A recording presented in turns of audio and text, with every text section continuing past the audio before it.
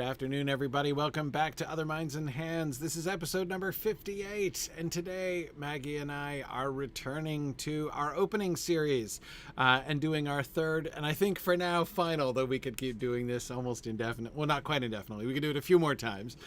Jane Austen's element of this, but we're gonna do a couple other endings as well.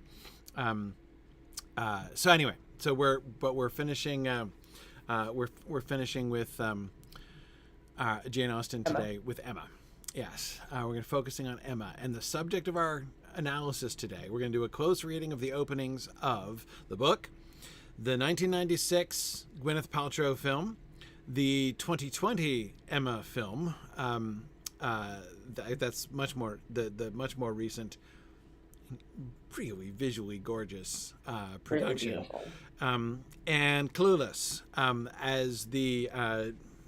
as a really Clueless, of course, is one of my classic examples that I think of, that I always think of when I think of,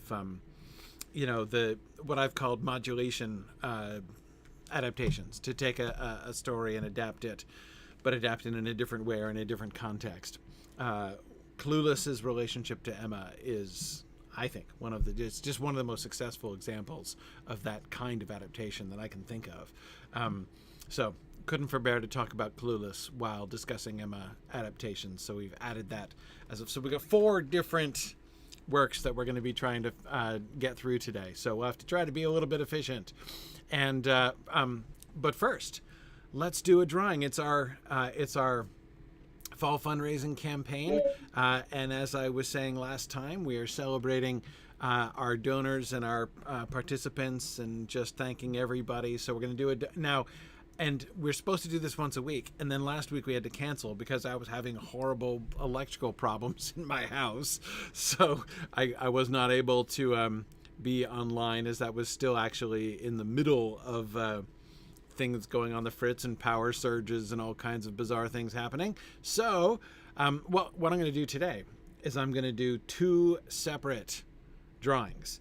I'm going to do I'm just going to draw 2 names of everybody who's filled in the form in the last 2 weeks. All right, so let's do. And remember, the prize for the drawing is your choice of a ticket to the regional mood of your choice, a flight in our space, a free flight, 1-month flight in our space program, and an anytime audit. That is the recorded lecture series for any one of our MA courses. Those are you get one of those 3 things. And let's see, winner number one is the anticipation. Oh, the anticipation. Praise Moyer. Moyer wins. Excellent. And praise is often here. That's fantastic. Yes. And the second winner is Bryce Breaky. Bryce Breaky is the second winner. There we go. I'm just marking them on my sheet so that I will remember. There we go. All right. Congratulations to Bryce and to Praise for winning our first drawing. And then we're going to open the drawing back up, same form, for another week. So I'm gonna paste the link there again into the chat for everybody. So you can go ahead, even if you filled out the form before, fill it out again. It's time for another weekly drawing.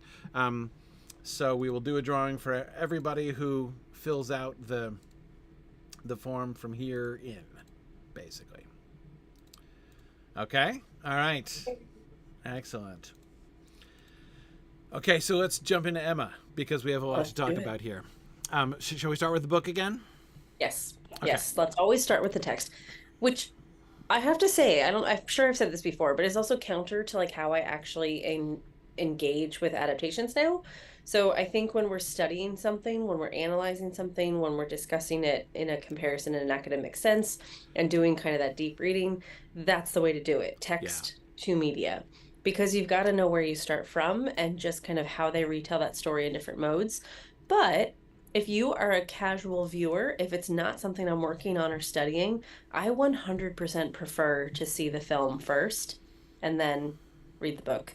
because I usually end up enjoying the film and I'm not doing a comparison. I'm just enjoying it for what it is. Mm-hmm. And then when I read the book, I get so much more out of it.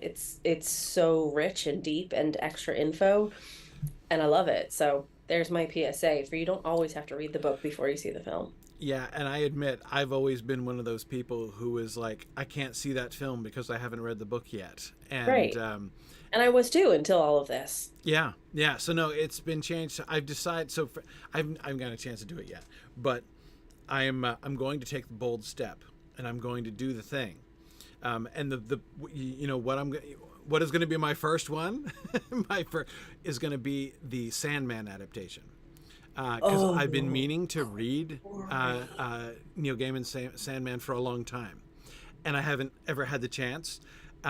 But now that, so I'm just gonna watch it. I'm just gonna watch it, and I haven't even read it. So yeah, I'm so jealous for your first experience. It's going to be beautiful.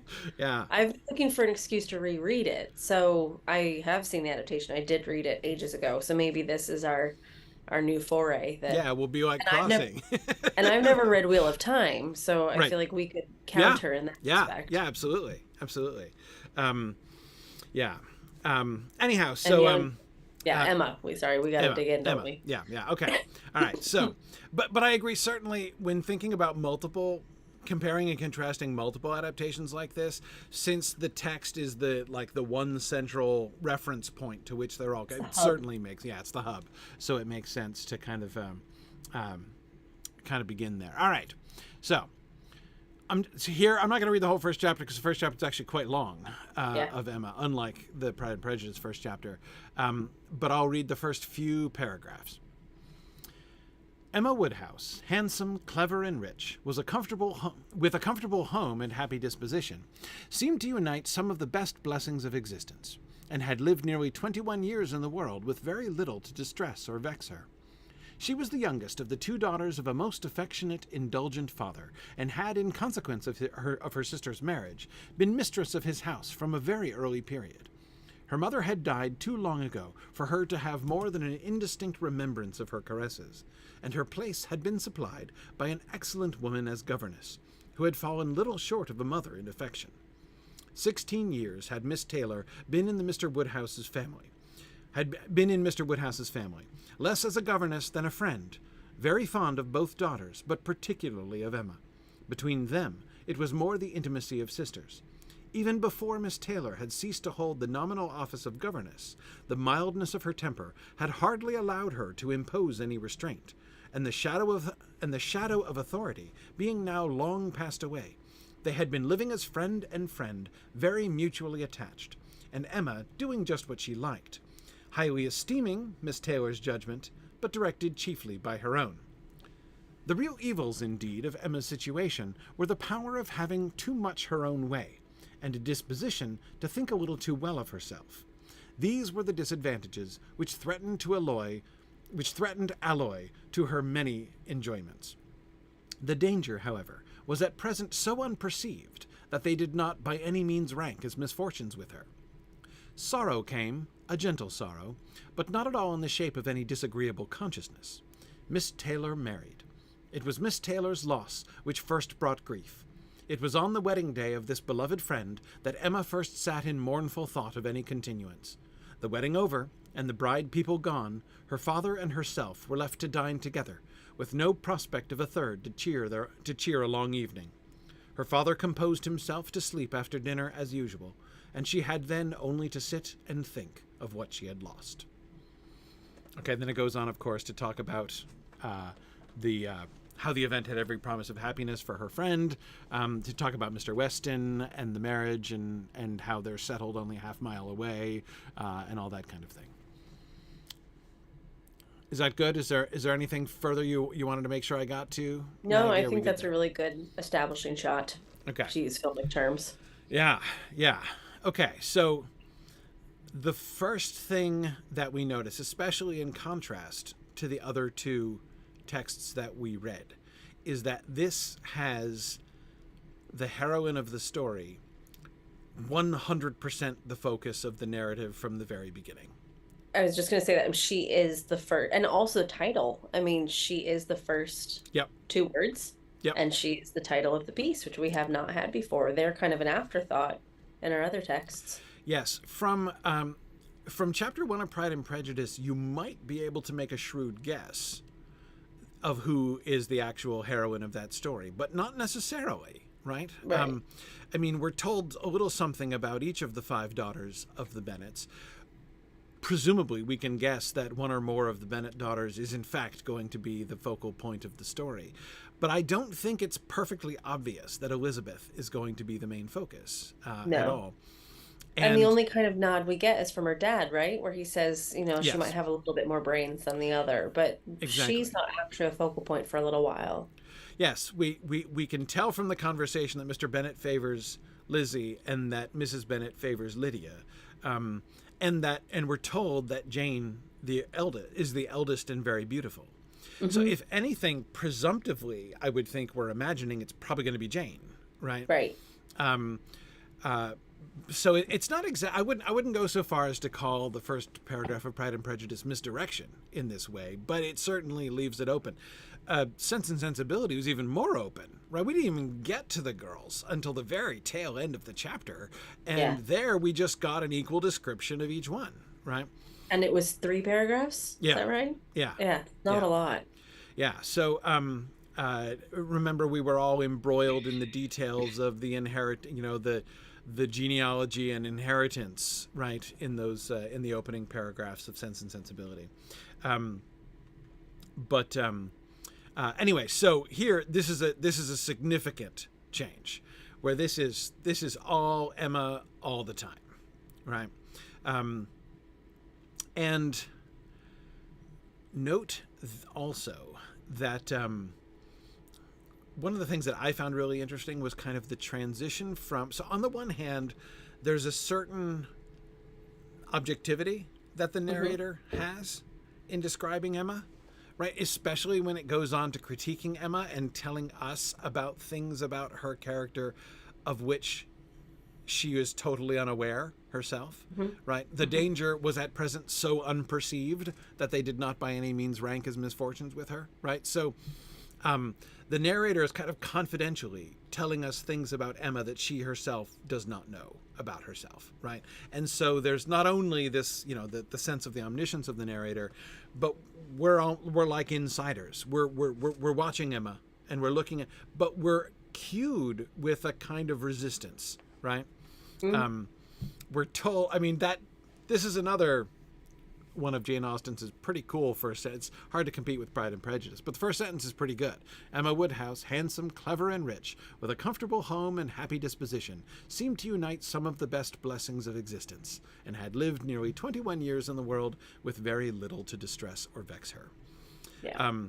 Really, really good.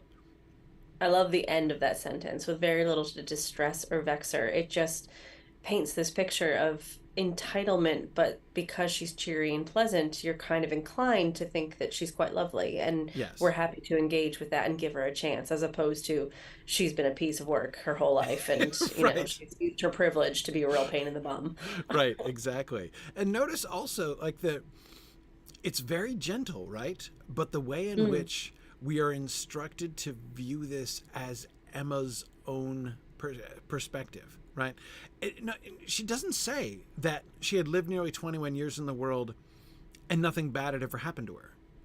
It says very little to distress or vex her. That is, it's telling us about her reactions. Yes. So we don't know exactly what has or has not happened to Emma. We just know that it did not vex her or cause her much distress. And it's interesting that, of course, we're going to go on in the second paragraph to talk about the death of her mother. Right. So that went on, but it didn't distress her. It didn't distress her or vex, because it was so long ago that she barely remembers her, right? Yeah. Turns out to be the reason why. But so we get this one immediate example of there's stuff, right? But what matters is, what does Emma think about it, right? What does Emma feel about it? And of course, a big example is, it doesn't come up here in this earlier passage, but one of the ways in which this potential disjunction between what are Emma's actual circumstances and what vexes or distresses her, right? What is her perspective on her circumstances? There's one thing that is not mentioned at all, and there's another thing which I think is Austen is hinting at in that first sentence. The one that doesn't appear at all is her relationship with her father, right? If Dickens were writing this book, Mr. Woodhouse would be a burden. Yes. I mean, like an aging, moldering, decrepit burden. Yes, he'd be even more over the top. Now, Mr. Woodhouse is really over the top. Like he's I find Mr. Woodhouse hilarious, but I don't think I would find him hilarious to live with, right? Well, and I can't wait till we can get to the adaptations and discuss the different depictions of him, because they're wonderful. I love every single one of them, but I don't want to live with any of them. I don't want to have to work with any of them. I don't want to manage any of them on a travel day. Like, no. Yes. You know, he's a, so for those of you who haven't read the book, Mr. Woodhouse is a massive hypochondriac. Yes. And worry to the extreme. Always, and he's not always worrying about his own health, but he's always worrying about everyone else's health too. He's this combination of hypochondriac and also privileged well-wisher of others. Like, he has a good heart. He genuinely cares about other people. But as he's a huge hypochondriac himself, he's always taking proactive and officious interventions into everybody else's personal management, right? Like trying, famously, of course, trying to prevent anyone from eating the wedding cake because wedding cake is too rich and not good for your digestion, he believes. And so he tries to stop everybody eating cake. And there's this constant sort of tug of war between him and Emma, who is trying to be an excellent hostess. So she'll have people over for dinner and be trying to give them all of the best things, and Mr. Woodhouse will be trying to stop them eating it, right? Because he thinks it's like the food is too rich. He's big on diet, Mr. Woodhouse is. But Emma handles him marvelously. Like, she is not distressed or vexed by Mr. Woodhouse, though she might be. I mean, it would not be hard to tell a version of this story, or like to imagine a parallel story, right, in which Emma is like just wishing every day for liberation from this like oppressive situation in which she is having to constantly manage her elderly father. And like Edith says here, like, he's kind of a burden. At the end of the book, he makes them come live with him instead of putting on his big boy pants and going to live at Mr. Knightley's. Yes. He annoys the crap out of me, LOL. Yeah, like, I think that's the character he's supposed to paint, but it's the fact that we all have patience for him, and Emma has patience for him, and this is the way that he is, and I love him how he is, so we need to accept him and not make his life any more concerning. It's a nice, sweet little soft spot, because we probably all have people like that. Like, I recognize your flaws, right, but I'm just going to navigate around them because I love you, you know? Yeah, exactly. And Emma is unfailingly kind and patient with her father. Like, that never ever wavers. And so again, that's one of the things I said, it's not anywhere there in that first sentence, but it's a great example of, like, there are things in her life which many people would find distressing and or vexing, right? But she has not found much to distress or vex her. The thing that I think Austen is hinting at is her age. She had lived nearly 21 years in the world.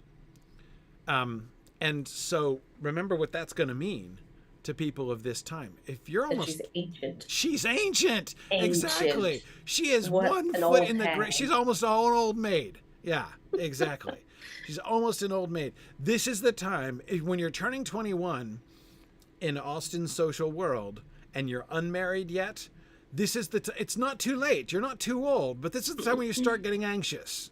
But it's also what gave me a complex as a late 20-year-old woman, reading this, being like, oh, God. Yes, exact.ly.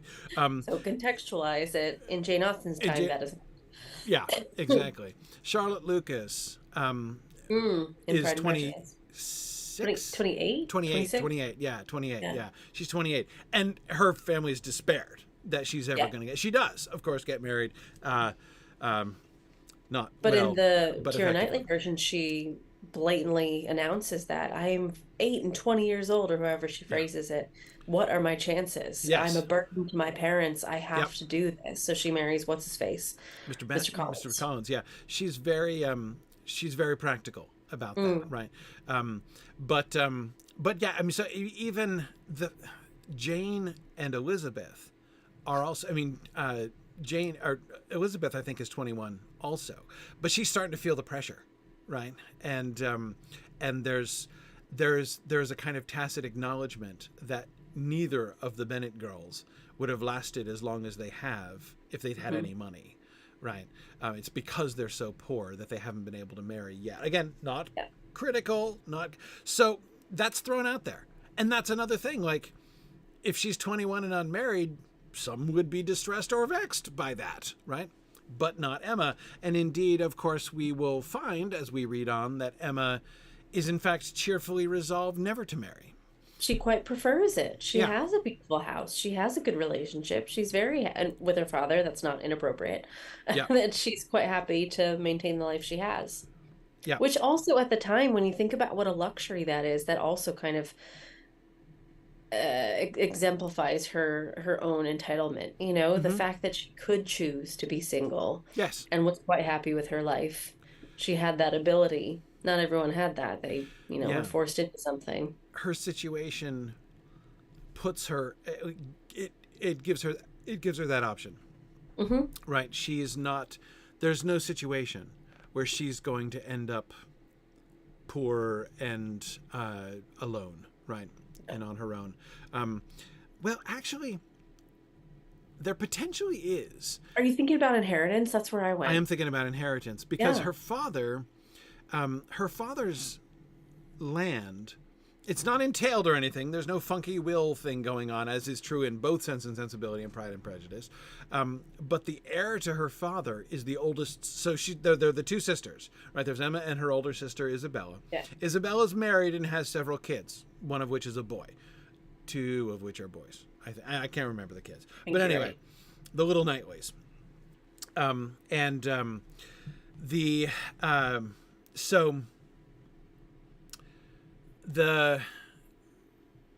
my train of thought. Oh yeah, the little Knightleys. So the eldest. The path of inheritance. Yeah, the path of inheritance. One of the sons of her older sister is the heir officially to her father.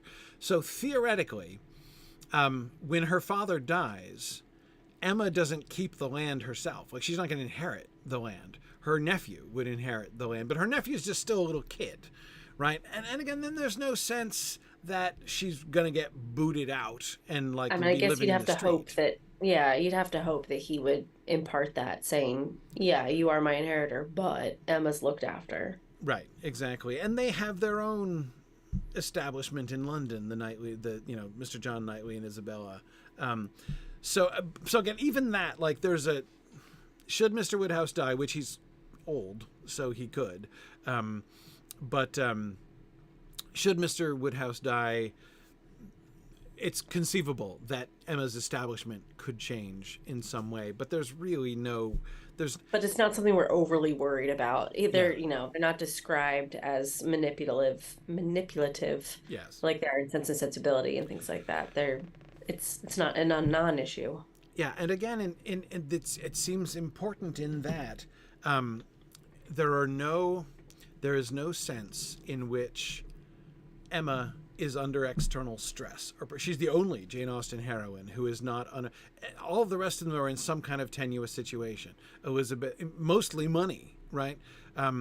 Your typical Jane Austen heroine is from a good, a family of some social standing, but who herself is in a tenuous money position, right? And therefore kind of potentially socially marginalized. That's a very frequent obstacle in even in a book like Persuasion. There are still financial pressures involved there. Emma has very little to distress or vex her. And so again, this is another interesting thing that is then set up, which seems to me a parallel to the way in which this focus is all about Emma all the time, right? The narrative is all about Emma all the time. The obstacles to happiness that are going to arise in the course of this book, right? They're going to be happy. There are obstacles to happiness which have to be managed in order to achieve happiness at the end, right? All of the novels work that way. With Emma, they're all internal. There's almost no external obstacle to her happiness.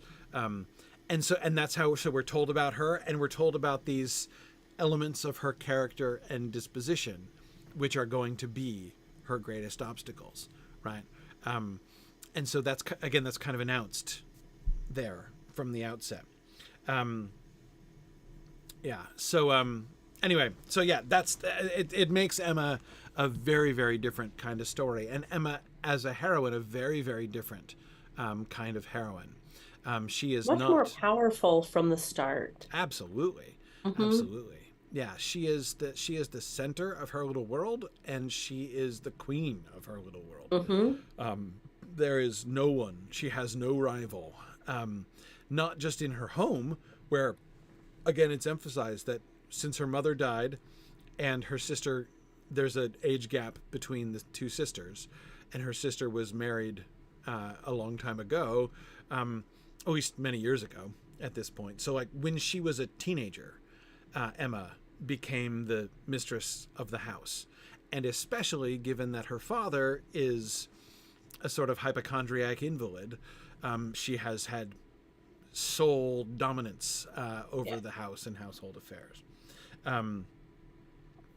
So that's her home, right? And then there's the society, right? The Society of Highbury, which is the town that they live in, where her the Woodhouses are the wealthiest inhabitants. So like they are the head of the social circle, and so she is socially absolutely the queen of the social circle there in Highbury. It's a restricted social circle. There aren't that many people, right? It's a small town, and she never leaves it. She doesn't go to London like many people do, or she could, right? She's wealthy enough to spend the winters in London, but she doesn't do that. Mm-hmm. And if we can start comparing it to some of the adaptations, you're right with that. Yeah. It like the Gwyneth Paltrow, the earlier adaptation, that first line where they talk about a person's village being one's entire world, or their town is their entire world. They actually wrote that in text, or said it out loud. I can't remember how it was presented, but that's where we get to see that. So that was, super important in the other text that we looked at. But it doesn't feel like an afterthought. It just feels secondary. Like Yes. Emma is important, setting is second. Yes. Whereas in every other one, it was setting and society and culture and legal things were all important. Yes. And the person was kind of the player within that. Yeah, I was really interested. It took like about a minute for it to grow on me. But the opening credits of the 96 adaptation, the Gwyneth Paltrow edition, it starts with a view of space and the Milky Way. Yes. It's not like realistic. It's not like an actual space picture. It's like a fifth grader's diorama of space, and of the Milky Way. And then you see a spinning globe, which is obviously a homemade project. Like it's not, again, not like a realistic globe. And it's spinning, and you see it in the distance, and it's small, and it gets bigger, and it goes on for a long time. It's the whole opening credits that this is happening. And I'm like, okay, why are we getting a spinning globe in the midst of the starry void at the beginning of Emma? It took me a while to see the connection, and it's not until it was a slow burn, but I thought the payoff was fun. Yeah. As the globe gets closer and closer, it slows down a little, and at first it's just because it's spinning really fast at first, and it looks like you're seeing the continents spinning by, but then like what I took for either North and South America or like Asia and Europe and Africa, going as you go slower, it's actually just the British Isles. It's just the UK. It's just the UK, right? Yeah. So like there's a whole globe with like UK filling an entire half of the globe, nothing else on it. That's what was spinning around. So you get this warped globe spinning in the middle of the emptiness of space, right? And only the UK on it. And then when the globe passes by, we get what I suspected before, because I know the book, to be Emma's paintings of things in Highbury, right? So we see Highbury, and then we get some things about how, like, the Bateses and, Mr. Elton and Mr. Knightley, and then finally Emma herself and Randall's, which is the house that poor Miss Taylor moves into when she becomes Mrs. Weston. Mr. Woodhouse calls her poor Miss Taylor because she got married, right? And he assumes she must be. How dare she? Yeah, well, she must sad. be miserable to have moved out, right? But I really love that opening sequence, though, because it seems so big, right? We're looking at a massive globe spinning, spinning, spinning. Yes, we zoom in on the UK, but it's all homemade and it's just the UK. And then we have these hand painted images of the people that are players. So it's giving us that, like, big context of the galaxy and the world, but then it's narrowing it so quickly to this handmade thing that it's like, oh no, you're just looking at the slice. So and yet, let's just zero in. The juxtaposition, right? Like, these little things are the entire universe, right? Like, the entire universe boils down to, so it might as well be Highbury spinning in the void of space, right? Because there is nothing else in their world. That's all it is. Yeah. So that was a really interesting. Again, I was not tracking with it for the beginning, right? I was like, this is a strange opening. And you know the text. I do wonder, like, in terms of storytelling, when we're talking adaptation, I do wonder how that would read to somebody that had never encountered it before. Because when you're doing analysis, that makes so much sense. That's so clever. Like, what a great way to show us the big wide world, but also the teeny tiny world that we're functioning within. But I do wonder how effective that would be if you've never encountered Emma before. Yeah, I do too. I mean, I guess to some extent, well, but no, it's always the question with adaptations, right? I was just going to say, like, to some extent, you would certainly think, right, that a lot of people watching a Jane Austen adaptation would have read Jane Austen, but of course that's always the issue with an adaptation, right? Is that you can never assume that everyone watching it is going to have read the book. Well, and loads of people think that they're Jane Austen fans because they love Pride and Prejudice. They've never actually read a book, They love the adaptations, and they might only love 2 adaptations. So, you're playing with people that think they have a ton of knowledge but don't necessarily, which is fine, whatever context you're coming in, but you have to make sure you play to that. Right, exactly. Yeah, I wonder. I have similar kinds of questions about how that space intro would play. It does seem to kind of it clicks and makes sense, but it really makes best sense if you really know the book. There's a kind of dependence upon an understanding of the book there that I think is fairly pronounced. That then. Sorry, no, go ahead. I was just going to compare it. Whereas the 2020 version, we get actual text from the text. That's as close as you can get to start something off. But then I would say not much is close after that. It's not loose, but it's definitely a liberal interpretation from then on. It is. It is. But starting with a solid, this is actual text from Jane Austen. It's like when you have a fantasy, but you have something in that fantasy world that exists in the real world. So it makes you kind of question what's real and what isn't. It's like anchoring you in that real space. So you believe everything else that's going on. So if we're starting Emma with the actual text, we're like, yes, this is a highfalutin, Jane Austen adaptation. And then whatever comes after, we're already in. We've already been hooked. Yeah. Yeah. Of course, they expurgated the first sentence. So the text that shows up on the screen is Emma Woodhouse, handsome, clever, and rich. And then the second screen is had lived nearly 21 years in the world with very little to distress or vex her. So they cut out the middle, right? Yeah. But they start with that concept. And as you say, the clear rooting, right? They're waving all kinds of flags at the beginning. We are connected to the text, right? And that's, of course, not an uncommon thing for an adaptation that's going to make a lot of different choices from the original. Yeah. It's not uncommon for them to start strong. Start strong, right? To start with that anchor. Let's not piss them off at the very beginning. Right. Yeah. Yep. Okay. So I I was going to, so in thinking of the 96 again, the first scene after the world montage there at the beginning, it then goes straight to a scene at Miss Taylor's wedding reception, basically. So we're at the party. The wedding has just happened, and it's Mrs. Weston, standing there with Mr. Weston, and Emma talking with him and Mr. Woodhouse, doing his poor Miss Taylor thing, and trying to stop people from eating cake. But I would emphasize the number one emphasis in the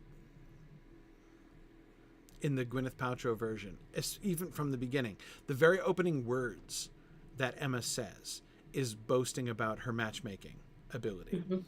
In fact, I couldn't help but notice that the production was by Matchmaker Pictures or something like that. It was. I didn't even notice that. Yeah, it was in the actual production credits at the very beginning, and I was like, holy cow. I didn't notice that. Interesting. And of course, the standard movie poster cover image for this is the one with Gwyneth Paltrow and the bow, right? Her aiming the bow, doing Cupid. Yeah, the Cupid thing, right? So they really, now matchmaking and Emma's delight in matchmaking is totally a thing in the book. It's not like they're making this up. And it's something that is a significant emphasis at several different points in the story. That always struck me of the Gwyneth Paltrow version to be a particular choice. That was one of the things, even back when I was watching it for the first time in the 90s, before I'd been doing all the thinking about adaptation that we've done over the last couple of years. Even then I was like, okay, they have chosen to lean really deeply into that element of the story. They're sort of declaring from the very start, and I think the opening lines declare that in this film, that this is a story about a young lady who does matchmaking, right? Which is, it's not that it's not true to the story, but that's only a very partial view. Notice that in these opening paragraphs in the text, nothing whatever is said about that, right? We get into right after I stopped, and it's going to talk about the match. She will go on in the first chapter to talk about how one of the consolations that Emma had for Miss Taylor's departure was the knowledge that she had made the match herself, right? She had introduced Mr. Weston to Miss Taylor and contrived that she had thought it would be a good thing that they would get married.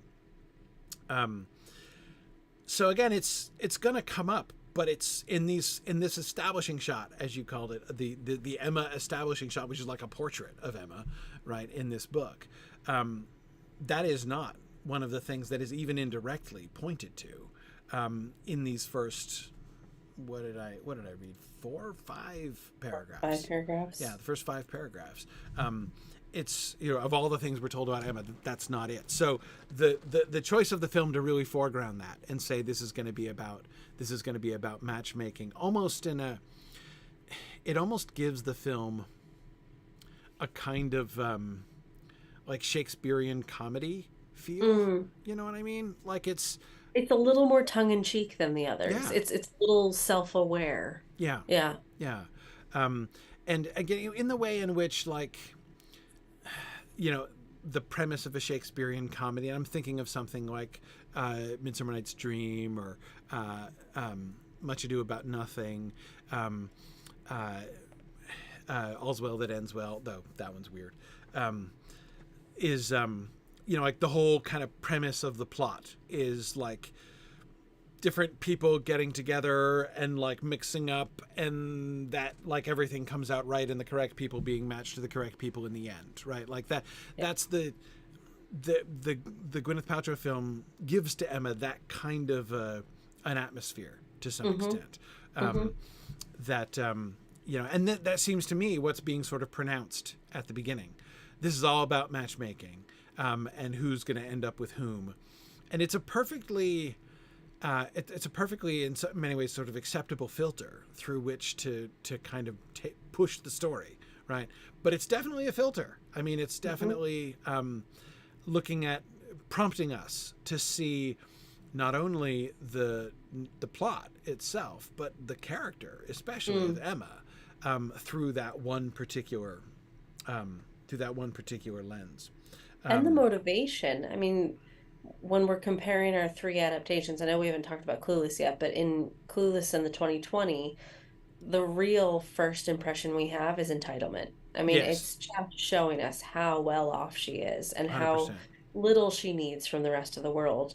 Whereas the 1996 one is entitlement. I mean, they're all praising Emma on the other's wedding day, so it's not about the bride, it's about Emma and her ability to paint. Right. Although, but they're setting her up as the main focus of that. I hadn't even really thought of it from that angle, but you're absolutely right. There's a kind of split focus in that opening scene in the Gwyneth Paltrow, because it's Mrs. Weston's wedding day, right? It's her wedding, they're all praising Emma for how beautiful her paintings are. Including starting with her praising Emma for that, right? Yeah. And then, but it's also actually kind of similar when you were looking at the 2020, because we open on this total entitlement of her making her housemaid and servant, come to the greenhouse with her. And walk before her with a lamp on a stick. With a little lamp on a stick. And she's not even saying, "Oh, that's a nice one. Could you cut that one, please?" She's just barely touching a flower. Points, saying, "Not that one. That one." It's real like the placidity of her expression and the elegance of her gestures, right? And the stately silence in which she walks. Yes. But it's all about her. Yeah. Like, yes, 100%. She's picking out a bouquet for her friend's wedding. But it's very much about, no, not that one. I am choosing this one, Yes. And then that next scene is her walking down that hallway, holding the bouquet, wearing white. It's so incredibly bridal. That is a split focus, because we're looking at Emma as the center of everything. Yes. And then she knocks on the door, and it's actually someone else's wedding day. Did you notice the thing they did with the flowers and her complexion, too?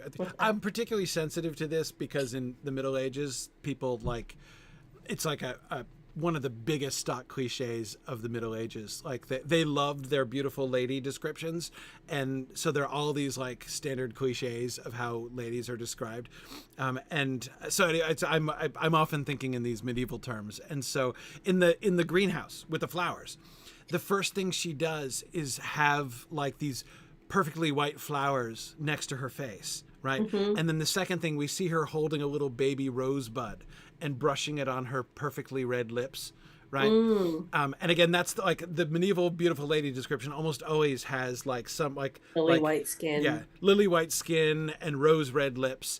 And she, with no words, she's so even the flowers that she's choosing and picking for her friend's wedding bouquet, like it's made to be like, aren't I beautiful, aren't I perfect, right? It's she doesn't say that, but it's really, really cool the way that painting her the way that and that's such a great example of visual language. The fact that we're able to take a white flower and a red flower and have that be a direct touch symbol of beauty. Yes, that's a great visual representation. It is. I mean, it's yes, the way in which everything that we are prompted, everything that we're told about Emma, is done absolutely without words, right? Not absolutely. There's the one thing that she does say, as you say, like when she touches the flower and moves on, and the maid behind her accidentally goes to clip the wrong flower, not the one that she touched, but the one next to it, and she stops her and corrects her, is the only thing that's said in the entire thing. But you compare that to the 1996 one. The 1996 one is all words. It's just constant chatter. And it's just filling the space. Whereas the 2020 reminds me of the pace of the opening of Pride and Prejudice, Keira Knightley, where it's just letting you settle into that space. It doesn't need to fill it. It's letting you fill it. Yes. Whereas the 96 one, I feel, is very much like, let us tell you everything that's happening. Yeah, exactly. It's, yes, very much focused on words. Even the camera doesn't really change much in that opening scene with the conversation. Like Mr. Woodhouse leaves it at one point, but the view remains on Emma and the Westons there, and Mr. Elton is fluttering about. By the way, I think that guy is my favorite Mr. Elton. 96 or the 2020? 96 one. The 96 Oh, one. see, I think 2020 is mine. Yeah. Okay. Yeah. Well, and I haven't come to my major objection to every adaptation of. Oh, I can't wait. Yeah, of Emma that I've ever seen, including especially the 2021. The 2021, in my opinion, messed this up more than any other, and it's the age of Mr. Knightley. Oh. You can't depict Mr. Knightley as a studly 25-year-old. Like, you can, but you make nonsense of the story. I mean, there's a 16-year age gap between Mr. Knightley and Emma. There has to be. I mean, he is 21, 37. Yeah. So he's 37, which in Austen years is ancient. That makes him the oldest of all of Jane Austen's male heroes. I used to keep track of that, by the way, when I was like growing older. I'm like, I'm as old as Colonel Brandon now. Like, I need a. My wife was teasing me about needing a flannel waistcoat. Of course you did. Of course you kept track of that. Hang on, I got to cough for a second. Yeah.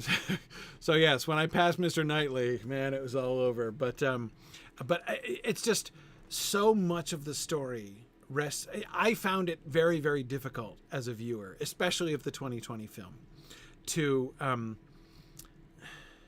In my opinion, it made nonsense of a great deal of the plot and much of the dialogue, because the story hinges, like, yes, Emma and Mr. Knightley are going to get together in the end, but the story hinges on that seeming almost inconceivable at the beginning of the story.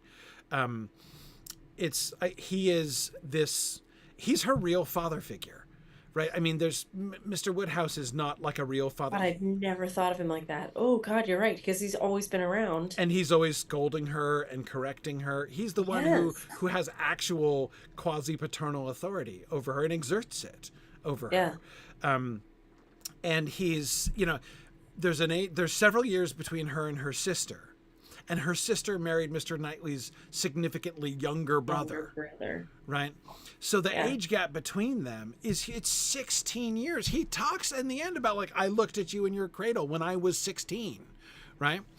He's known her since she was a baby, and he was 16. What's the difference between Marianne and Colonel Brandon? Because that always felt like the biggest separation pretty big. To me. It's pretty big, but I don't remember exactly how old Marianne is. Okay, she's younger. We're in a similar boat. It's similar. Yeah, it's similar. So I mean, yeah, it should, like, and this is the thing, like, the pivotal element in some ways of the like romance plot line of Emma is that it literally never crosses her mind once in the entire story that Mr. Knightley could be an appropriate object of romantic attention from her. Like, he is, she does, but she doesn't know it. She doesn't recognize it, right? And there's all this dramatic irony where, especially on a second and third reading, you can see that she is, she's feeling like jealous of Mr. Knightley. If anyone else if anyone is talking about anybody else marrying Mr. Knightley, she always, like, bristles and gets upset about it. But she's never honest with herself as to why, right? But I guess because it comes down on her like a ton of bricks near the end of the story. Like, holy cow, I am in love with Mr. Knightley and I never knew it. I've been in love with Mr. Knightley my whole life and I never knew it, right? But when you choose an actor for Mr. Knightley who is practically her own age, the obvious match for her in every possible way, it just means, like, she would have to be an idiot not to consider Mr. Knightley. Like, and it removes every obstacle. Because all of the obstacles are in his, and not to mention that it makes his attitude towards her when Mr. Knightley dresses her down, right? And he's like her same age. It just seems like he's being a jerk, right? Mr. Knightley is kind of a jerk at times. Yeah, I mean, he's a smug parental figure. He kind of puts himself in that authority position. Yeah.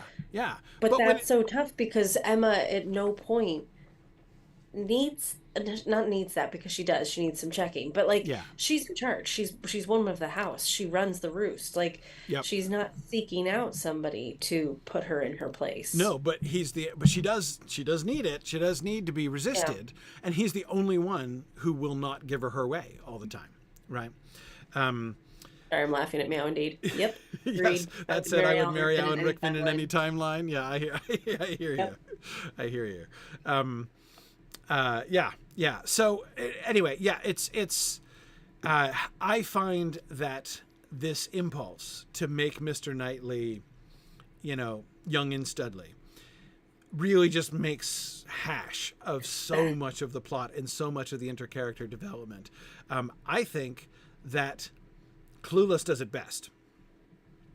Clueless does it best. They still reduce the age gap. I mean, there's not a Yes. massive age gap, but there is like a 5 year at least. But And it's a very different place of your life that's gap. the thing. He's in college or just finished with college, and she's Hmm. still in high school.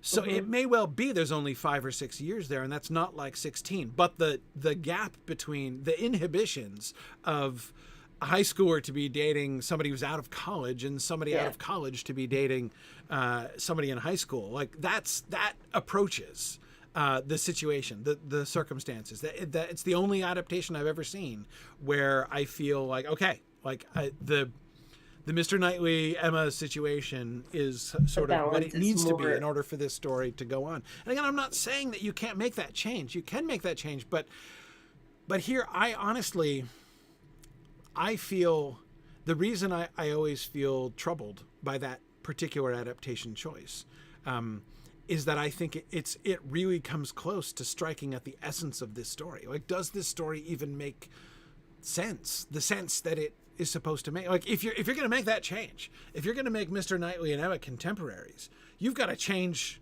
almost everything else The world in the around them. storyline. Yeah, you got to change everything. You can't be faithful to the book anymore and still have that make sense.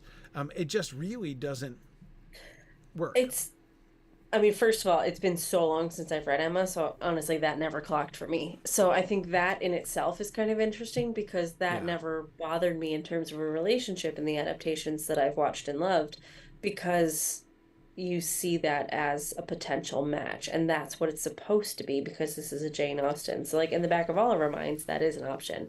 The fact that it might have been presented as never an option is a really significant change from text, and also a really significant change from Austen, right? Like, for her to plant someone It is. in Now, the scene yeah. that shouldn't be considered, but ends up being the one, Yeah.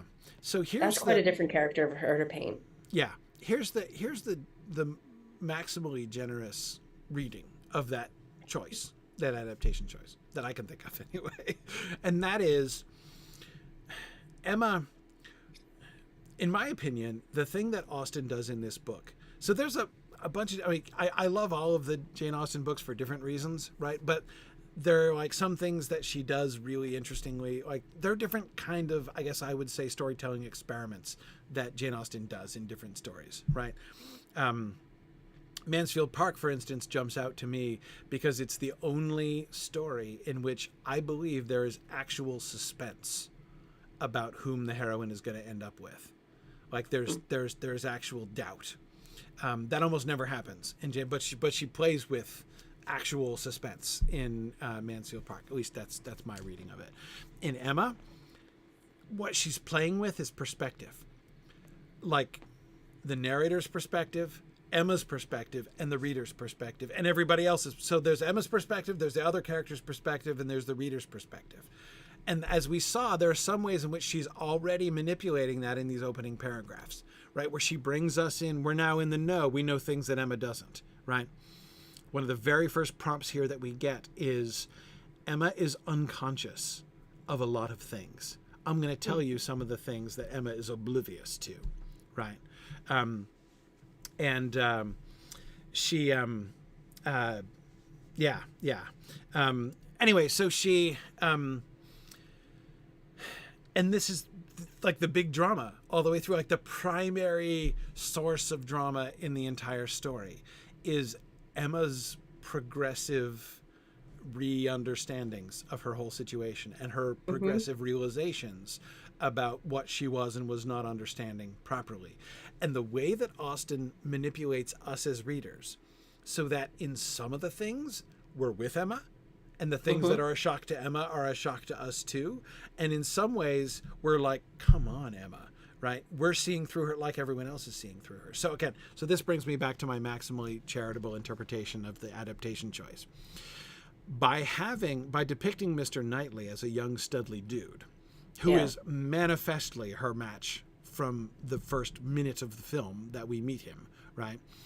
The adaptations are basically bringing us into not Emma's perspective, right? We're viewing things because I think it's pretty clear. It's not just to the readers who might say, doesn't this seem like from the beginning? I think if you're reading Emma, you're like, well, maybe shouldn't she just marry Mr. Knightley? Wouldn't that actually be the best solution? Right? It never occurs to her, but it might occur to us a good deal earlier. I mean, from moment one, him showing up at the window, showing up at the door, and being comfortable sitting by the fire and reading a book, you're like, he's already in the family. It's like a family circle. Yes, exactly. And it's even, I think, pretty clear that there are certain people in Highbury, in her society, who also kind of are like, that could be a thing, but okay, I guess not, whatever. So it puts us as audience in a different place. And I would say it has to distance us. It has the effect of distancing us from Emma and from Emma's perspective. Like we are looking, okay, I want to be cautious in saying it this way, but we're looking down on Emma. Again, not in the sense that we're despising her, but if Emma is clueless about Mr. Knightley, she is clueless in a way that we never are at any point. And so there's this distance where we are seeing more than she sees throughout the entire story. And we're watching her realize how little she knows of the world, or, how much her impact can have, like with Mrs. Bates? Yeah. Where she calls her... Miss Bates, yeah. Miss Bates, the younger, yeah, where she's very rude to her, and everybody's just appalled at her behavior, and all of a sudden Emma sees that she is also appalled at her behavior. Yeah. So it's Miss Bates is a very gossipy, in your face, lovely woman, but very in your face and gossipy, and you kind of don't want to get stuck into a conversation with her because you're going to be there for an hour, and it's going to be very dull for you because she'll just keep talking at you. Just keep talking and talking at you. Yes. No stopping it. But at one point, Emma calls her on it, and in front of many people in a very sweet, location. It's at a picnic. So being called out on your business in front of people in a nice location is mortifying, especially in Jane Austen's time. And I feel like that's where Emma realizes, oh God, I'm not really a good person sometimes. Right. Man, I got to say, the outing at Box Hill in Emma is the most painfully mortifying scene to read in all of Jane Austen. I can't. And I can barely push myself through it. I had to fast forward through. I rewatched that bit in the 2020 version this morning, and I had to fast forward through it because I just couldn't sit through it again. And I was appalled at how many times I had to hit the fast forward button, which goes 10 seconds every time you push it. So I had to push it like 7 times. Like they stretched that out for over a minute of cringy. Oh, it's so cringy. It's so painful. So bad. And in the book, it goes on and on. Yeah. Oh, it's awful. It's awful. Painful. It makes you feel like a horrible person because you're sitting in the circle watching her discomfort. And that's, of course, it's a fascinating testimony to how Austen has succeeded both in keeping you distant from Emma, but also like to see Emma acting badly and humiliating herself is so painful to watch. And for the adaptations to be able to capture that emotion, to put us in that circle, watching her muck it up. Yeah. Oh. Yeah. We're going to come back and so after we finish our opening series, we're going to choose a scene and we're going to do another close reading of. Oh God, you're going to make me do Box Hill, aren't you? I hope not. I'm just saying. I hope we don't have to end up having to do that one because that would be too painful. That's going to require something other than water in my glass. Exactly. Yeah, we're going to have some adult beverages if we do that one. But Which not suggesting. Sounds like a fun giveaway activity. Right. Corey and Maggie have a drink and watch a film. That's true. we do have the grand prize of our drawings for Other Minds and Hands is you choose the topic. So, oh man, I suppose if you're particularly sadistic, you could choose that. Yeah, it'd be hard. But no, but I think that would be yeah. an interesting one. But I just don't know if I could do it because it's so painful. But that's also the sign of a really strong scene. Yes. Yes. Getting back to this is sort of leading me back to, because I don't want to. We've talked more about the 96 and less about the other two. Your encapsulation, I think, is exactly right. The primary message we get in the 2020 and in Clueless is privilege. Yes. Their openings lean heavily into how Emma Woodhouse unites some of the best blessings of existence. We get this montage at the beginning of Clueless to the tune of Kids in America, which features Cher is the Emma character. Her wealth, I mean, it is a pastiche of rich and popular high school, the rich and popular high school crowd In Beverly Hills, in Beverly Hills, so that's like another echelon of rich and popular because they're driving fantastic cars, they're at pool parties, they're in mansions, they're wearing crazy like haute couture fashion. Yes. It just reeks of privilege. And then she comments on it, so making it a very self-aware thing of, you might be asking yourself, is this is it Noxema commercial or what? Which also dates it to the very 90s. But she's very aware of like, isn't this insane? Like, isn't our life crazy? Look. And take that touch for a minute. There is a narrator figure in that film, but it's her voice. Right? The Emma figure is herself the narrator of that story, which is really interesting, right? Because it means the Clueless film leans into bringing us along, like her perspective is our filter, right? That's what so it's not that we never are distant, it's not that we can never see her own limitations, but the entire frame of the film is framed by her own perspective and her own expectations. We don't see a lot more than what she sees. Yes. Whereas with the other Emmas, we do see a lot more. Yes. And we are much more aware. But yeah, we are the same kind of innocent, oh, I did not know you felt that way about me. That's so awkward, Yes. Yeah. And it really seems, I'm trying to think of the effect of it. One of the things is that that a voiceover narration like that does, right, is it enables, some people don't like voiceover narrators in films, and I can understand why, in that it feels like cheating to some extent, right? That's kind of the cliche. I mean, when you ask somebody about voiceover and they're like a first-year film student, they're probably going to go, "Ugh, it's such a cop-out," Exactly, because that's what you're taught to say. But sometimes it can be an incredible device if used really well.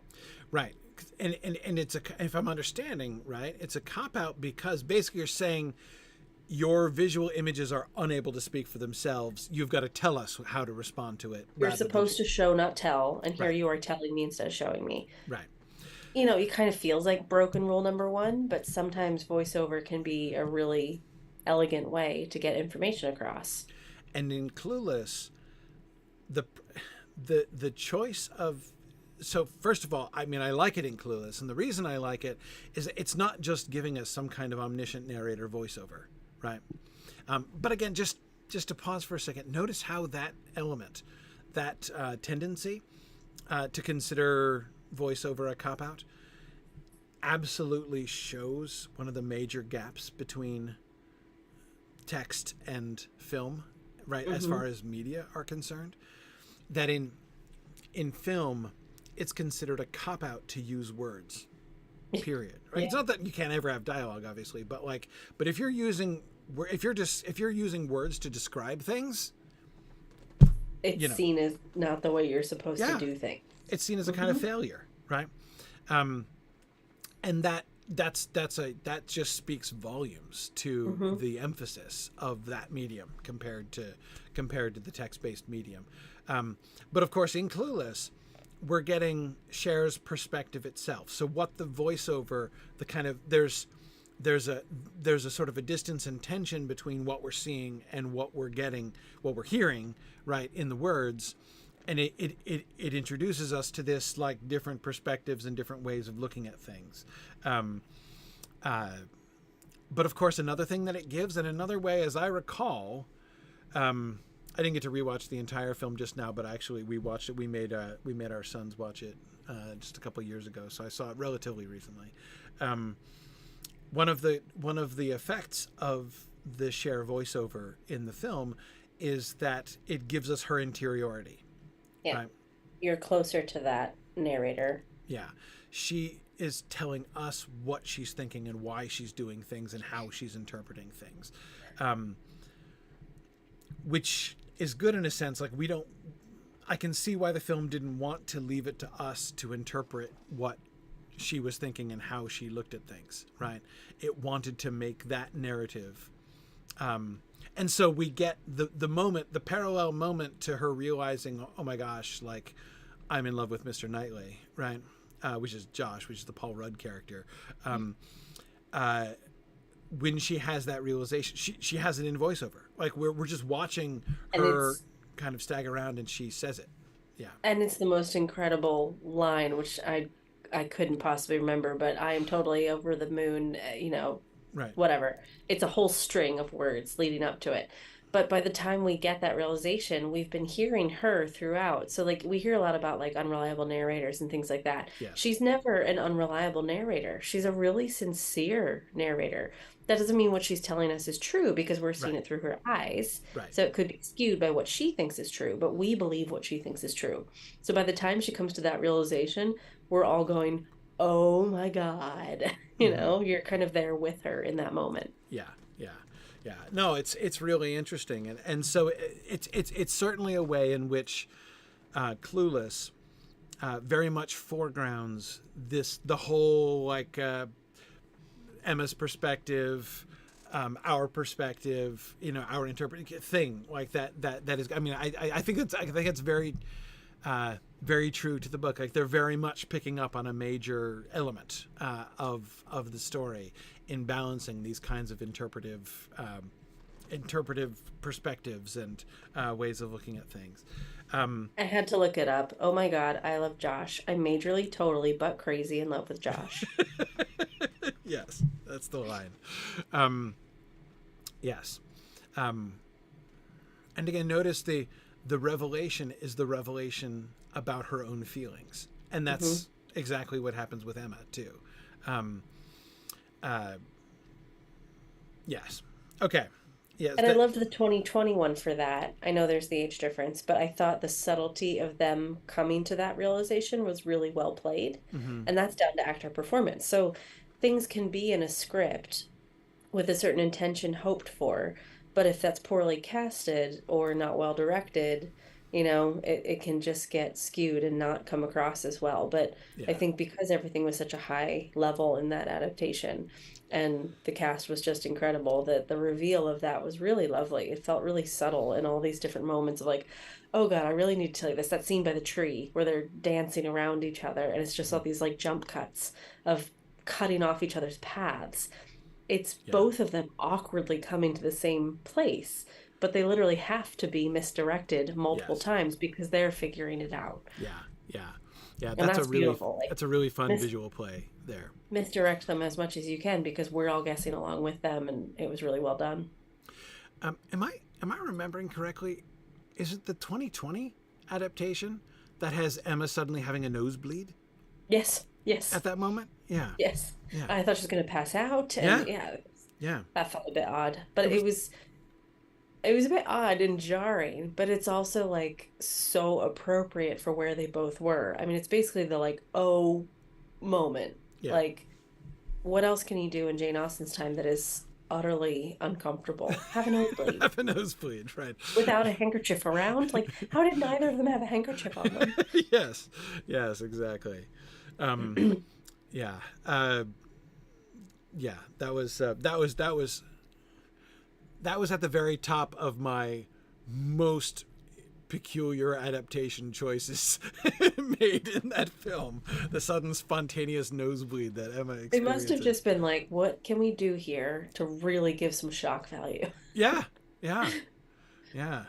Just to have her face start bleeding and look like she's going to pass out. I mean, it certainly does kind of convey the sort of like physical shock that she experiences, in that And moment. the out of control. I mean, Yeah. her character also changes in that moment, and Mm-hmm. she crumbles and she says, no, but my friend loves you.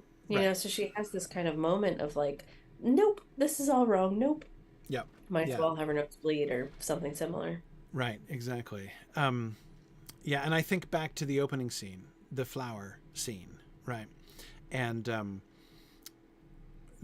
one of the primary things that I felt being conveyed was control, right? She is someone who is in complete control of her environment. Even my favorite thing about the lamp on a stick, with the servant who came on, whose only job was to hold the lamp on the stick, because it was still dawn. It was not fully light out yet. And so in order to have enough light to see the flowers that she was going to be picking, she had to have the dude with the lantern on a stick. And that it creates this impression of like she carries her own like atmosphere around with her, right? And she is absolutely serene at the heart of it, like just. But she doesn't carry it. People make it around her. Yes. I thought it was fascinating how visible the servants are in the 2020 adaptation. We're always seeing servants on screen, often scurrying around, right? And we're kind of asked. The dialogue asks us to ignore them most of the time, right? Like we don't. They're not included in the dialogue. They don't. I mean, so we'll have a scene in which we're getting a conversation between 2 or 3 people in the book, and in the book, there's no sense there's anybody else even in the room when they're having this conversation. And yet in the film, many times, we are visually acknowledging the presence of often a flurry of servants scampering about and doing things in the room and making everything right the way that it should be. And the thing I really noticed with the servants on this viewing was how often they were waiting for a reason to do something. The second they were like, oh, we need to call Dr. Perry. Go! Like they had a task, or we have to move that screen or close that window or whatever it is. Like they were just waiting for that task. And that just, to me, showed like, oh, they're very much setting the environment in which these people exist. Yes, yes. And of course, this is Mr. Woodhouse is very peculiar about his environment, right? Very particular, I should say, about his environment. And Mr. Woodhouse, when I first saw that Bill Nighy, because he's described as decrepit, falling apart, ancient, doesn't move, out of shape dude, and then he leaps down the stairs. He literally jumps onto the screen when we first meet him. It's so startling.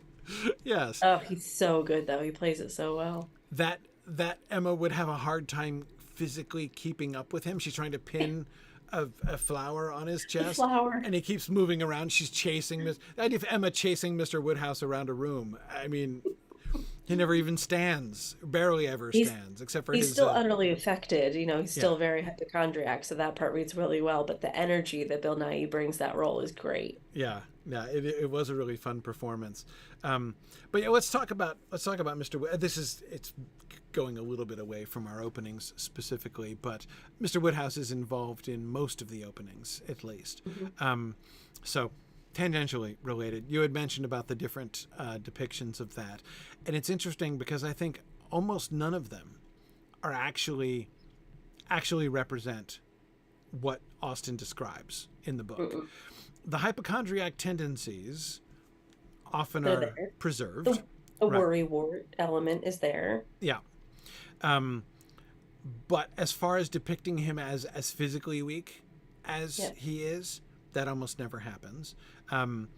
The approach to him in Clueless is particularly interesting. He's a savage litigator who's always working all the time. And so his relationship with Cher, the Emma character, is preserved in many ways. She's always looking out for him. She's always trying to take care of him. And that he is a person who they convey really well that he's somebody who requires management, right?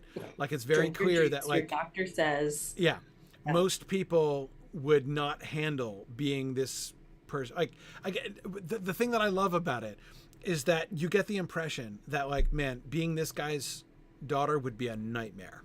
Yeah. Right. And that she feels the need to engage with that because she was even like Dr. Smith or whatever his name was says. So like she's involved with the doctor to manage her father. Yeah. Yeah. No, exactly. And but again, you get the, just as in the text, you get the sense that Mr. Woodhouse could clearly be a kind of a nightmare to live with. I mean, he could make your life an absolute misery, depending on your attitude, right? But to Emma's not bothered, right? Emma's attitude is, and I think in Clueless, I thought they preserved that really, really well. Mm-hmm. He's this cantankerous, short-tempered, like mean-spirited in many ways, kind of guy. But she takes everything in stride and contextualizes everything in the most positive and benevolent way. Takes everything and is completely positive towards him and the situation. And he is. I mean, you see the stereotypical depiction of a litigator in Beverly Hills. You're kind of automatically going to go, ugh, you're scum of the earth, right? Like that's not the best role to fill. Right. And he's on his fifth wife or whatever it is and whatnot. But there's also like this lovely little moment of that line where he says, Josh is coming around. Ugh, you were barely married to his mom. Right. You divorced wives share, not children. Not children. Like you get this really nice moment from him where it's like, you divorce wives, you don't divorce children. So like, yeah, he might be an absolute tool and he might be power hungry and a bit, but there's a core that you care about. And that's what Cher focuses on. Yes. Cher only cares about that. Yeah. Yeah. No, I thought I remember seeing Clueless for the first time and being really taken aback because I'm a big Mr. Woodhouse fan. Like, I think he's hilarious. As long as I don't have to live with him, I think he's hilarious. Yeah. And so I was taken aback by the father figure because he's so different from Mr. Woodhouse. But I warmed up to what they were doing with him. You could see how they're really taking, not just doing a similar thing in different circumstances. Like it's not just like a 20th century hypochondriac, right? It's they're really sort of selecting out the elements, like what makes Mr. Woodhouse's character and his relationship with Emma. What are the really important elements of those things in the story? And let's try to reestablish those in this completely different context. I thought that was it's a brilliant, brilliant move. In some ways, and I think that's one of the, and I think that's one of the core focal things of adaptation. Like you're hitting the nail on the head of, this is the thing that we need to focus on with Mr. Woodhouse. Emma loves him and everybody else views him as a problem. Mm-hmm. But Emma loves him, so I guess we have to love him too. Yes. It's not like they want to dislike him, but everybody recognizes that he's a bit of a problem. He's a bit of an inconvenience. Yeah. And that's what we get to see in the Clueless version. Yeah. That's the part they get to focus in on, that nobody wants to hang out with him, but Cher loves him, so I guess he's a good person. Yeah. Yeah, I increasingly think this kind of adaptation, like the Clueless sort of this kind of modulation adaptation, in some ways, like this is where it gets real, as far as doing adaptation of the text. Mm-hmm. When you really have to go through and it requires more skillful analysis, right? What are the essential elements of this story that we want to preserve, right? How can we tell a story which is still closely linked to this original story, even when we are making some, by necessity, radical changes to the circumstances and to the environment? What are the things that we have to preserve? and how can we go about approaching that. And again, Mr. Woodhouse is such a fascinating example of, we're going to take those things, we're going to come at them, not just put them in a different setting, but we're going to come at them from an entirely different perspective, right? We're going to make him, yes, he's going to be a hard to deal with father who has a good heart and whose relationship with his daughter is important in these ways, and he is an important factor in her life, but sort of as like not an obstacle, but a limitation to be overcome, right? Like he's like a burden on her, that like, but he's like a variable in her, like the management of her father is something like anything that she does or plans to do has to be, it has to be made to work with, handling Mr. Woodhouse, right? And the same is kind of true of they manage that kind of thing, right? But again, when you're just doing a retelling, it's almost like cheating, right? You can do many of the same things, right? But when you're forced to come at it completely differently, how do you do that? I think that's it really kind of puts so much more pressure on that, and is a really fascinating dynamic. And exercise too, like, how are you going to tell this? You have all the creative power that you want, but if you go too far, people are going to be angry, and it's not going to be true to the spirit of the original, whatever that means. We've talked about the trouble of the language. Yes. So walking that line and making sure that you do have some creative interpretation of the text that is there, but don't wander too far, that it still honors the piece that it came from and doesn't totally disregard it. Yes. It's a tricky walk to walk. And to identify those elements, which are, as we've said, like, vital. Yeah, those vital, like where, like if you lose this story element, it's just a different story. Point. Yeah. Yeah. It's totally different. Yeah. And that's why, again, that's why for me I do struggle with Mr. Knightley, because to me that it's pretty close. It's pretty close to me. I think that the playing with the different perspectives and the ultimate, like the parameters established by that age gap. And again, as I said, I think Clueless does it best of all of them, as far as preserving that element of it. Does it best. And you can look at the others from a different perspective. They can still work in some ways, but it's one of the things that for me kind of undermines that. And I guess I can kind of see that from a modern perspective, that like child bride is not something we want to depict as a positive outcome. Sure. Sure. Not the best route, but there is an acknowledgement that really does change the original text. Now, it didn't clock as a poor choice for me, because I was happy for them to have that ending and didn't remember the age gap. But you can see how that would be a real departure. So how are you going to manage that if you're going to change that? If you're going to change, like, surely you should replace it with something else then. Like, if the age gap is uncomfortable, if you're not comfortable with the 21-year-old and 37-year-old, well, that's less of a problem than the 16-year-old and baby. That's the problem, right? That's the problem. It's like, I have been this, Twilight. I imprinted on an infant. Yeah, exactly. Yeah, that's going there is what makes it uncomfortable, right? Yeah. It's all of the conversations that Emma has with Mr. Knightley, where she talks about how he has been scolding her since she was 5, right? Yeah. Her memories of being 5 when he was in his 20s, and him, chiding and disciplining her and stuff. I totally get it. Like, if you don't want, as a modern filmmaker, to go there, I can respect that choice, but I'd love to see you replace that with a different kind of obstacle then, right?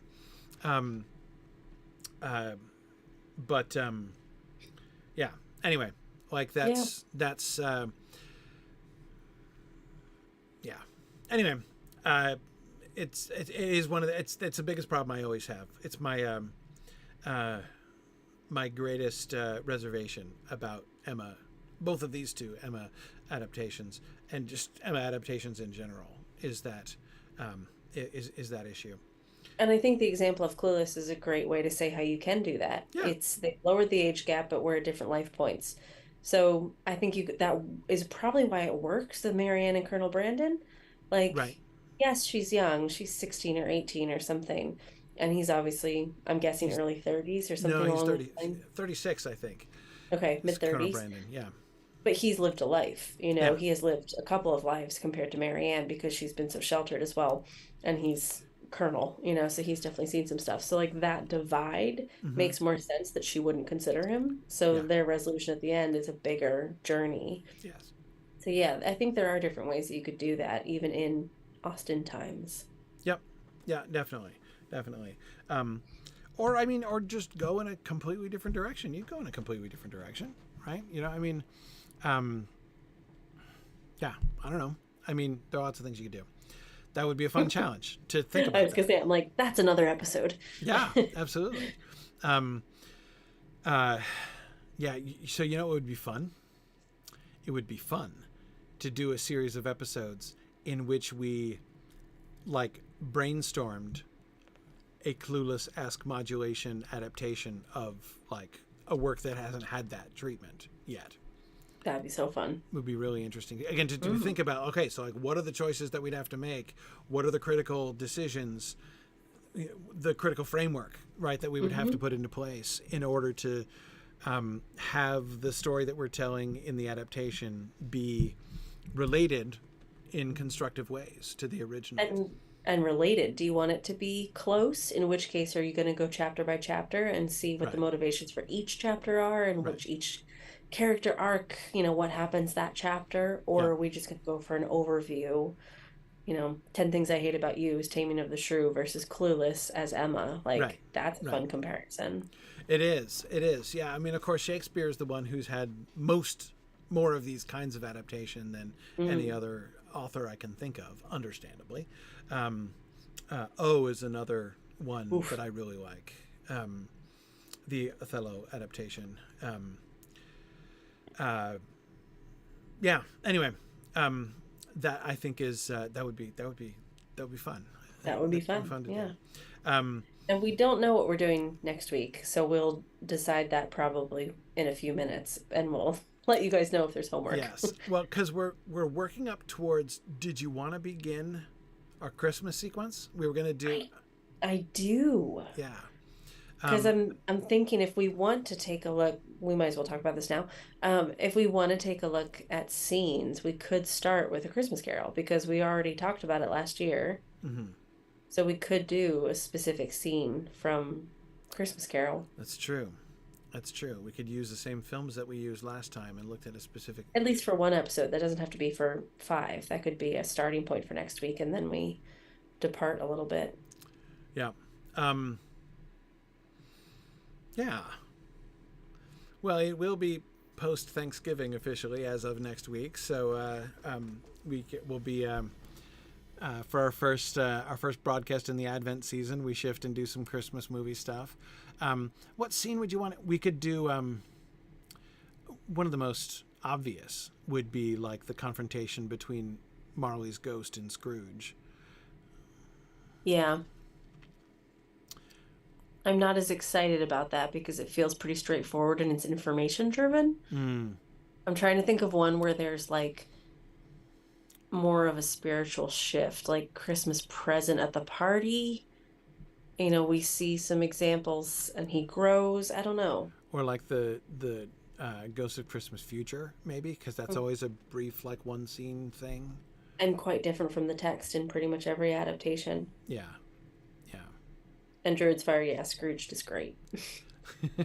We could just actually look at the ghosts, the different depiction depictions of the ghosts, three ghosts, or just pick one of the ghosts, or just pick one of the ghosts. because we already had a bunch. I mean, because we did 2 episodes. We did like 6 versions of Yeah, we did. Christmas Carol. We did the modern ones and the old ones. I'd also completely forgotten about Spirited until I was looking through Apple TV the other day, and I'm like, oh my God, I have to rewatch that. Yes. Great. Yeah. Um, Yeah, that one was really yeah. interesting. Maybe we pick, I mean, but that could even be 3 episodes. Each episode is a different ghost. If we're gonna do Or all maybe- 6 of the films that we did, I know, that's a lot, it is a Corey. lot. It's a lot. And I still want to, I still want to do what you suggested before, which was the Grinch. I think the Grinch doing the Grinch would be a fantastic discussion, especially since we have there the element that we don't have in any other adaptation that we've looked at, and that is visual cues from the Dr. Seuss illustrations as well. Okay, so let's start with Grinch next week, because that's an easy homework assignment, and then we can mull over Christmas Carol and what happens next. Okay. But if we're saying read the Dr. Seuss Grinch book, and watch the 44-minute famous cartoon, classic cartoon, the most recent Benedict Cumberbatch animation, and the Jim Carrey. Yeah, and the Jim Carrey. Okay, Jim Carrey's my least favorite, but that'll be interesting to talk about. And are we just doing openings again, or are we doing a general comparison? I was thinking about that. If we're going to do that many, we should probably do something more specific. Primarily the openings. We always end up going off to the whole piece anyway, but if we try to zero in on like a scene as a case study with some general stuff. And by the opening, I would mean primarily the initial setting and up through when the Grinch decides to set out for Whoville, basically. Sounds good. Yeah. So the opening, focus on the Grinch's character and background of the story there. That sounds good. Oh, yay. That sounds like a lot of fun. Good. Awesome. Yay. So yeah. I will change my position next week to be sat in front of that. There you go. You're ready. I'm ready. I'm ready. Excellent. Christmas comes early in this house. Very good. Very good. Nice, Druid's Fire. Yeah. I like a good pun. Ghost of Christmas Future scared the dickens out of me. Yep. Cool. Excellent. Okay. So we'll see you next week at The Grinch. The Grinch next week. Thanks, everybody. See you guys next week. Bye now. Bye.